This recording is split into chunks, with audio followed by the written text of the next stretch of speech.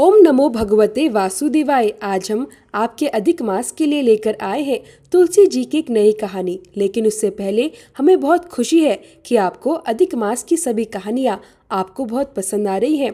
हम आपके लिए आगे भी भाद्रपद मास में कार्तिक मास आदि के विशेष वीडियो लेकर आते रहेंगे। तो आइए अब बड़े प्रेम और श्रद्धा के साथ सुनते हैं अधिक मास की तुलसा जी की एक नई और अत्यंत सुंदर कथा। एक ब्राह्मण था। वह प्रतिदिन मंदिर जाया करता था।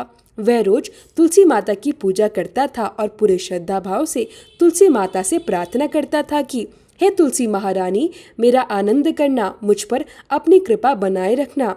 तुलसी माता ने सोचा कि यह ब्राह्मण बहुत ही सीधा साधा, सरल और गरीब है। यह प्रतिदिन सच्चे मन से मेरी पूजा करता है, इसलिए मुझे इसके लिए कुछ न कुछ अवश्य करना चाहिए। तब तुलसी महारानी ने एक छोटी कन्या का रूप धारण कर लिया और मंदिर में जाकर बैठ गई। जब वह ब्राह्मण मंदिर पहुंचा तब उस कन्या ने उससे कहा, ब्राह्मण, मैं तेरे घर आना चाहती हूँ। यह सुनकर ब्राह्मण सोच में पड़ गया। उसने मन ही मन विचार किया, मेरी तो पहले से ही 6 लड़कियां हैं और मैं 7वीं लड़की का पालन पोषण कैसे करूंगा, उनकी शादी कैसे कराऊंगा। मेरे पास तो इतना धन है भी नहीं। ऐसा सोच सोचकर वह बहुत परेशान रहने लगा। उसे न खाना अच्छा लगता और न ही किसी काम में मन लगता। एक दिन उसकी पत्नी ने उससे पूछा, क्या बात है, आजकल आप बहुत दुखी दुखी रहने लगे हो। तब ब्राह्मण बोला, जब मैं मंदिर जाता हूँ वहाँ एक छोटी सी सुंदर कन्या बैठी रहती है। वह मुझसे कहती है, ब्राह्मण, मैं आपके घर आऊँ। यह सुनकर उसकी पत्नी बोली, अरे इसमें परेशान होने की क्या बात है, अगर वह आना चाहती है तो आने दो। ब्राह्मण बोला, पहले से ही हमारी 6 लड़कियां हैं, हमें उनकी भी शादी करनी है। तब ब्राह्मणी ने सरल भाव से कहा, अरे यह भी कोई चिंता की बात है। जिस प्रकार हम अपनी 6 लड़कियों की शादी करेंगे उसी प्रकार 7वीं की भी करा देंगे। हम 7 लड़कियों की शादी एक साथ करा देंगे।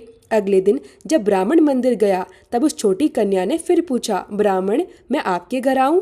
तब ब्राह्मण ने प्रेम से कहा, हाँ हाँ बेटा चलो। और वह तुलसी माता को बेटी के रूप में अपने घर ले आया। तुलसी माता के कन्या रूप में ब्राह्मण के घर आने से उसके घर में मानो आनंद ही आनंद छा गया।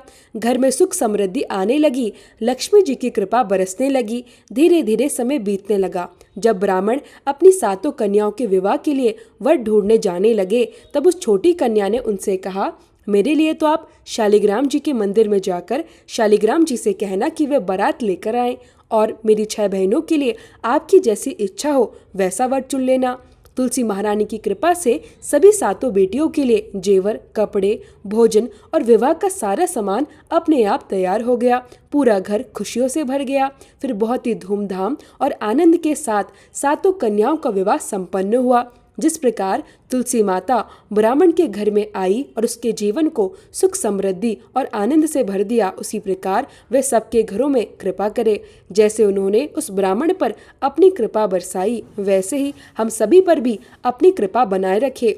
सभी प्रेम से बोलिए, जय जय श्री राधे। तुलसी महारानी की जय। शालिग्राम भगवान की जय।